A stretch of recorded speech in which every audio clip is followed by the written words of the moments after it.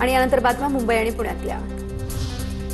यंदाच्या पावसाळ्यामध्ये समुद्रामध्ये तब्बल 24 वेळा मोठी भरती येणार। 16 जुलैला सर्वात मोठी भरती 4.5 मीटर उंचीपेक्षा अधिक उंचीच्या लाटा उसळतील। पालिकेकडून पावसाळ्यातील भरती ओहोटीचं वेळापत्रक जाहीर।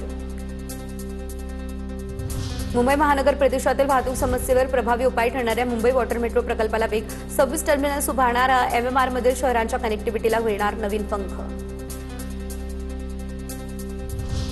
जोगेश्वरी विक्रोळी लिंक रोडवरती उभारण्यात येत असलेल्या मेट्रो 6 मार्गिकेच्या कामाला मिळणार गती। जोगेश्वरी आणि राम मंदिर या स्थानकांदरम्यान 42 मीटर स्टील स्पॅनची यशस्वी उभारणी। रेल्वेच्या 10 तासांच्या मेगा ब्लॉक दरम्यान MMRDAने महत्त्वपूर्ण अभियांत्रिकी टप्पा गाठला।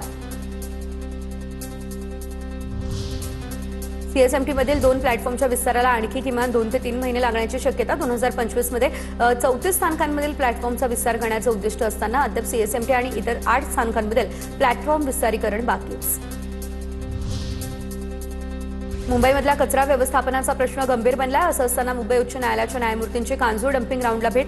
कचरा प्रक्रिया प्रकल्प यासोबतच प्रदूषणाची तीव्रता यासंदर्भात माहिती घेतली। पुणे ते वाराणसी प्रवास आणखी होणार सुपरफास्ट। पुणे ते वाराणसी अमृत भारत शयन यात्री गाडीचा उद्या शुभारंभ होईल।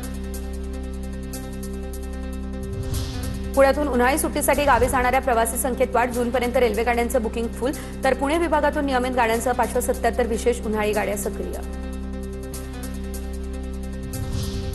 मुंबईमध्ये धारावी बचाव आंदोलकांचा 4 मे रोजी आता अदानी कार्यालयांवरती मोर्चा धडकणार। सर्व पात्र आणि अपात्र झोपडपट्टीवासियांना धारावीमध्ये 500 चौरस फुटाची घरं देण्यात यावी।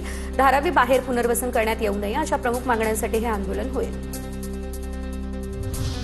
शिवनेरी किल्ल्याच्या पायथ्याशी संरक्षण भिंतीपासून अवघ्या 300 मीटर परिसरामध्ये अनधिकृत बांधकाम झाल्याचा आरोप। या ठिकाणी एक उंच टॉवर उभारण्यात आलाय, तर शिवभक्त आणि स्थानिकांमध्ये तीव्र संताप।